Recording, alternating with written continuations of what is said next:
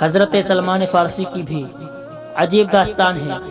حضرت سلمان فارسی بیان فرماتے ہیں، اپنے ایمان لانے سے پہلے کا واقعہ اگر دل سے سنو گے تو آپ یقین مانیے آپ اپنی آنکھوں سے آنسو نہیں روک پائیں گے، کیونکہ جب میں نے اس واقعے کا مطالعہ کیا تو میری آنکھوں سے بھی آنسو نکل آئے۔ حضرت سلمان فارسی بیان فرماتے ہیں، آپ اپنے ایمان لانے سے پہلے کا واقعہ کہتے ہیں کہ جب میں مجوسی تھا، میرا باپ مجوسی تھا، میرا باپ مجھے گھر سے باہر نہیں نکلنے دیا کرتا تھا، اس لیے کہ یہ کہیں ایمان نہ لے آئے، یہ کہیں پھر نہ جائے اپنے دین سے۔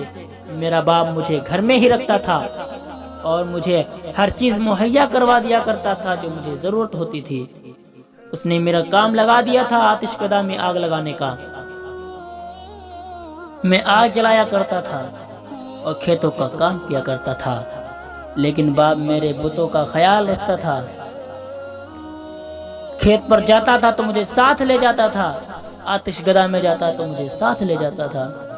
لیکن ایک دن میرا باپ کسی ضروری کام سے باہر چلا گیا اور مجھ سے کہہ گیا، اے میرے بیٹے، آج تم کھیتوں پر چلے جانا اور اپنا کام کر کے سیدھا گھر آنا۔ میں اکیلا گیا کھیتوں پر۔ حضرت سلمان فارسی بیان فرماتے ہیں، میں اکیلا گیا کھیتوں پر، میرا باپ میرے ساتھ نہیں تھا، میں جا رہا تھا کھیتوں پر۔ راستے میں میں نے کیا دیکھا؟ عیسائی کا عبادت خانہ، عیسائی کو عبادت کرتے ہوئے دیکھا۔ جب میں نے عیسائیوں کو عبادت کرتے ہوئے دیکھا تو مجھے ان کی عبادت بہت اچھی لگی۔ وہ بہت الگ طرح سے عبادت کر رہے تھے جو میری عبادت سے بہت اچھی تھی۔ مجھے ان کی عبادت بہت اچھی لگی، میری اور ان کی عبادت میں بہت فرق تھا۔ پھر کیا ہوا؟ حضرت سلمان فارسی بیان فرماتے ہیں، میں شام تک وہیں رہا لوگوں کے پاس۔ میں نے کیا دیکھا؟ لوگ آ رہے ہیں، عبادت کر رہے ہیں، ادھر ان کا باپ بھی آ گیا۔ جب گھر پہ بیٹے کو نہیں پایا تو انہوں نے اپنے لوگوں کو ڈھونڈنے کے لیے بھیج دیا کہ ہائے میرا بیٹا گم ہو گیا، ہائے میرا بیٹا کہاں چلا گیا۔ اس کو بہت تکلیف ہوئی، اس نے اپنے کچھ لوگوں کو بھیجا ڈھونڈنے کے لیے۔ حضرت سلمان فارسی بیان فرماتے ہیں، جب میں گھر پر چلا گیا، میں گھر پر پہنچا، میرے باپ نے مجھے آگے بڑھ کر سینے سے لگایا اور کہنے لگا، بیٹا تو کہاں چلا گیا تھا؟ میں بہت پریشان تھا، بیٹا تو کہاں چلا گیا تھا؟ مجھے بہت تکلیف ہو رہی تھی، بیٹا تو کہاں چلا گیا تھا؟ مجھے بہت پریشانی ہو رہی تھی، تو کہاں چلا گیا تھا؟ مجھے بہت تکلیف ہو رہی تھی، بیٹا تو گھر سے مت جایا کر، تو کوئی کام نہیں کرے گا۔ سلمان فارسی بیان فرماتے ہیں، کہتے ہیں، ابا جب میں کھیتوں پر جا رہا تھا تو مجھے راستے میں ایک عیسائیوں کا عبادت خانہ دیکھا۔ اسی عبادت خانے میں نے عیسائیوں کو عبادت کرتے ہوئے دیکھا، وہ نماز پڑھ رہے تھے، ان کی عبادت بہت اچھی لگ رہی تھی۔ مجھے ایسا لگتا ہے کہ میرے دین سے ان کا دین اچھا ہے۔ اس کے باپ نے کہا، ان کے باپ نے سمجھ لیا کہ لگ رہا ہے اس پر اثر پڑ گیا ہے۔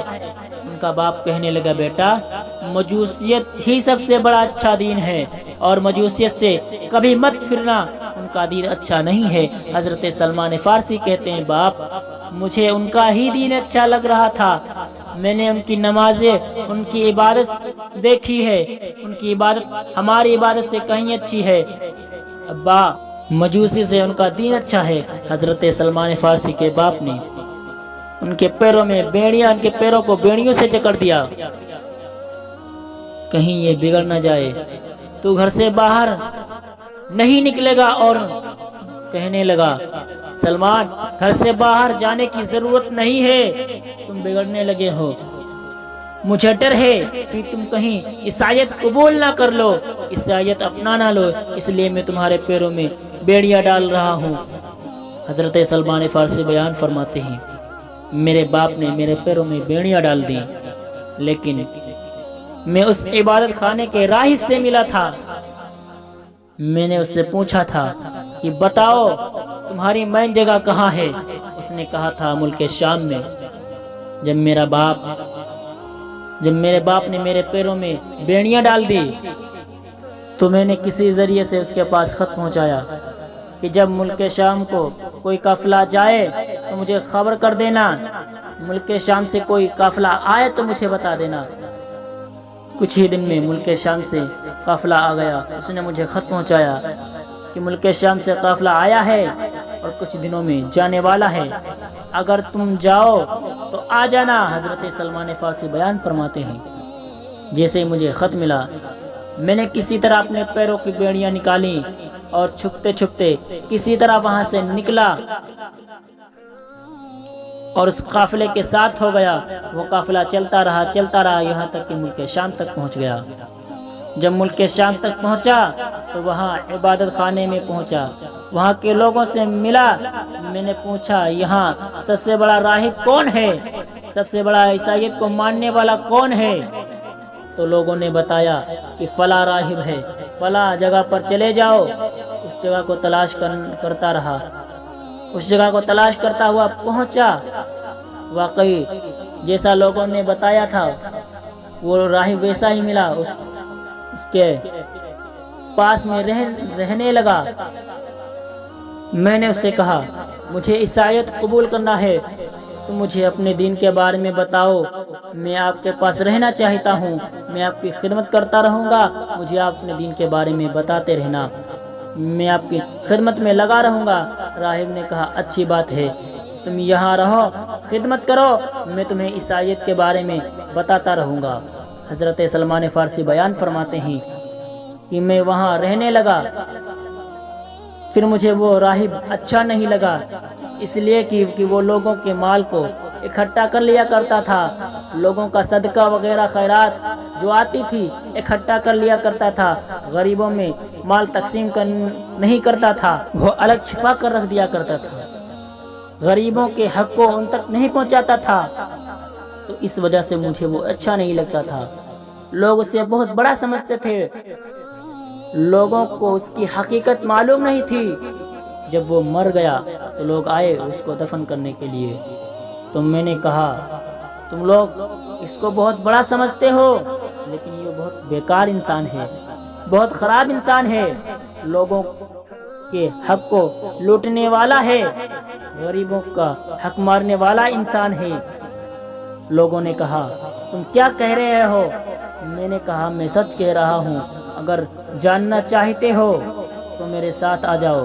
حضرت سلمان فارسی بیان فرماتے ہیں جب میں نے ان کو اس جگہ پر لے گیا جہاں پر اس نے لوگوں کے مال کو چھپا رکھا تھا، گھڑوں میں سونا بھر کر رکھا تھا، لوگوں نے دیکھا کہ واقعی بہت سونا، بہت مال رکھا ہوا ہے، لوگ سمجھ گئے واقعی یہ بہت برا انسان ہے۔ لوگوں نے پھر اس کو سولی پر چڑھا دیا، پتھر مار مار کر اس کے جسم کو چھلنی کر دیا، اور جو مال و دولت تھا اس کو غریبوں میں تقسیم کروا دیا۔ اب وہ وہاں پر دوسرے راہب کو رکھا گیا، اس عبادت خانے میں دوسرا راہب آ گیا، وہ واقعی بہت ہی اچھا تھا۔ جب وہ مر گیا تو حضرت سلمان فارسی بیان فرماتے ہیں میں نے اس سے پوچھا کہ اب میں کس کے پاس جاؤں، کہاں جاؤں جو بہت اچھا راہب ہو، جو واقعی لوگوں کا حق مارنے والا نہ ہو۔ اس راہب نے مجھے ایک جگہ کا پتہ دیا اور کہا وہاں چلے جاؤ، میری نظر میں اس سے اچھا کوئی راہب نہیں ہے۔ میں وہاں روانہ ہو گیا، جب اس جگہ پر پہنچا جس جگہ اس نے بتایا تھا، میں اس راہب کے پاس پہنچا تو واقعی وہ مجھے ویسا ہی ملا جیسا اس راہب نے بتایا تھا، اس کی خدمت میں لگ گیا، وہ مجھے عیسائیت کے بارے میں بتاتا تھا۔ ایک دن ایسا بھی آیا کہ اس کا بھی انتقال ہو گیا، کہ وہ مرنے لگا۔ میں نے اس سے پوچھا اب میں کس کے پاس جاؤں؟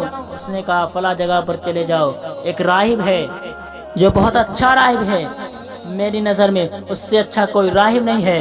اس کے بعد میں اس راہب کے پاس پہنچ گیا، اسی طریقے سے میں راہبوں کے پاس جاتا رہا، اس راہب کے پاس گیا، اس کی خدمت میں لگ گیا، لیکن اس راہب کا انتقال ہونے والا ہی تھا، وہ آخری راہب تھا میری زندگی میں۔ اس سے کہا حضور بتائیے مجھے اب میں کہاں جاؤں؟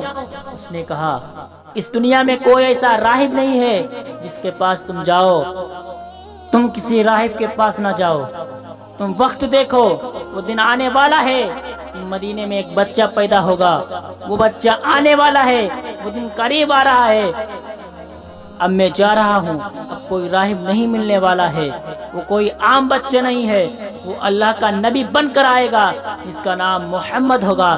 حضرت سلمان فارسی بیان فرماتے ہیں میں نے کہا اس کی مجھے کچھ نشانیاں بتاؤ کہ اس کی نشانی کیا ہوگی؟ راہب کہنے لگا اس کی 3 نشانیاں ہوں گی۔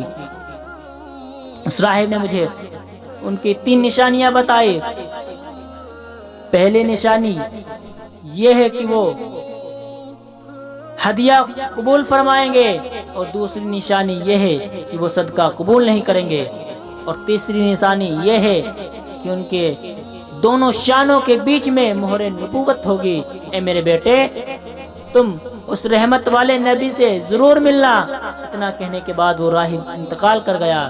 میں سوچ رہا تھا کہ میں کسی طرح عرب جاؤں، میرے پاس کوئی ایسا سادھن نہیں تھا، کوئی ایسی سواری نہیں تھی کہ جس کے ذریعے میں عرب پہنچ سکتا تھا۔ مجھے خبر ملی کہ ایک قافلہ عرب جا رہا ہے، تو میں اس راہب کے پاس رہا کرتا تھا۔ میں نے تھوڑی رقم جمع کی تھی، میں نے کچھ بکریاں اور گائے خرید لی تھی، تو میں نے قافلے والوں سے کہا اگر تم مجھے عرب شریف لے چلو گے تو میں یہ سارے جانور تمہارے حوالے کر دوں گا، تمہیں دے دوں گا۔ اس نے کہا ٹھیک ہے۔ حضرت سلمان فارسی بیان فرماتے ہیں کہ میں نے سارے جانور ان قافلے والوں کے حوالے کر دیا اور میں ان کے ساتھ ہو گیا۔ جب میں چلنے لگا عرب کی طرف چل رہا تھا، لیکن جب وہ وادی قرا میں پہنچے تو ان قافلے والوں نے مجھ پر ظلم کیا اور مجھے ایک یہودی کے ہاتھ بیچ دیا، مجھے غلام بنا دیا۔ وہ مجھے شہر لے گیا۔ میں نے وہاں بہت کھجوروں کے درخت دیکھے۔ میں سوچ ہی رہا تھا کہ وہ شہر جس کے بارے میں مجھے راہ میں بتایا تھا کہ وہاں میں اس کے یہاں کام کرتا تھا، میں اس کا غلام تھا۔ ایک دن اس کا چچا زاد بھائی آیا، اس یہودی نے مجھے چچا زاد بھائی کے ہاتھ بیچ دیا، اس کا غلام بن گیا میں۔ اس کا چچا زاد بھائی مجھے لے کر چلا، مدینہ منورہ پہنچا۔ اللہ کی قسم جب میں مدینہ منورہ پہنچا میں بہت خوش تھا کہ میں جس جگہ آنا چاہتا تھا آج اس جگہ آ گیا ہوں۔ مجھے جو نشانیاں بتائی تھی راہب نے کہ وہاں کھجوروں کے درخت بہت زیادہ ہوں گے، اب میں منتظر تھا کہ صدا گونجے کہ وہ پاکیزہ ہستی مدینہ منورہ میں جلوہ بار ہو چکی ہے۔ انتظار کا وقت ختم ہوا۔ میں کھجوروں کے درخت پہ چڑھا ہوا تھا، کھجوریں توڑ رہا تھا۔ میرا مالک آیا، چیخ چیخ کر چلاتا ہوا کہ اللہ فلاں قبیلے کو برباد کرے، اس شخص کا دین قبول کر رہے ہیں جو مکے سے آیا ہے اور اپنے آپ کو اللہ کا نبی کہتا ہے۔ اس قبیلے کے لوگ اپنے آباء و اجداد کا دین چھوڑ کر اس کا دین قبول کر چکے ہیں۔ میں نے اپنے مالک کے چچا زاد بھائی کے منہ سے یہ جب بات سنی تو میں اتنا خوش ہوا کہ میں اس کے اوپر گر جاتا، لیکن میں نے اپنے آپ کو سنبھال لیا۔ منزل قریب ہے، میں اس ذات سے ملنے والا ہوں جس کے بارے میں مجھے راہب نے بتایا تھا۔ وہ نیچے اترے۔ سلمان فارسی بیان فرماتے ہیں میں نے کہا ذرا پھر سے بتانا تم کیا کہہ رہے ہو؟ جب میں نے اتنا کہا نا اس کو غصہ آ گیا، اس نے مجھے ایک تماچا مارا اور کہا اپنے کام سے کام رکھو۔ سلمان فارسی کہتے ہیں میں دل میں تو بہت خوش تھا۔ حضرت سلمان فارسی بیان کرتے ہیں کہ میں نے کچھ رقم جمع کی تھی، میں چھپ کر بازار گیا، بازار سے کچھ کھانے کا سامان خریدا۔ خریدنے کے بعد اس نبی کا پتہ پوچھتے پوچھتے اس نبی کی بارگاہ میں پہنچ گیا۔ جانے کے بعد میں نے کہا حضور یہ کچھ کھانے کی چیزیں ہیں، کھانے کی چیزیں لایا ہوں۔ صدقہ لایا ہوں تو آپ اسے صدقے کو لے لیں۔ حضور نے صحابہ اکرام کو بلا کر کہا یہ صدقے کی کھجوریں ہیں، لے لو انہیں کھاؤ۔ حضرت سلمان فارسی بیان فرماتے ہیں کہ میں وہاں سے چلا گیا، کچھ دنوں کے بعد میں نے رقم لی اور بازار گیا، کھانے کے سامان خریدا۔ سامان خریدنے کے بعد نبی کی بارگاہ میں عرض کیا حضور یہ کچھ کھانے کا سامان ہے، یہ ہدیہ ہے، اس کو قبول فرما لیجئے، یہ آپ کے لیے ہے، آپ کے صحابہ کے لیے ہے۔ حضور نے خود کھائے اور صحابہ کو بھی کھلائیں۔ حضرت سلمان فارسی بیان کرتے ہیں کہ میں دوسری نشانی بھی پوری ہو گئی۔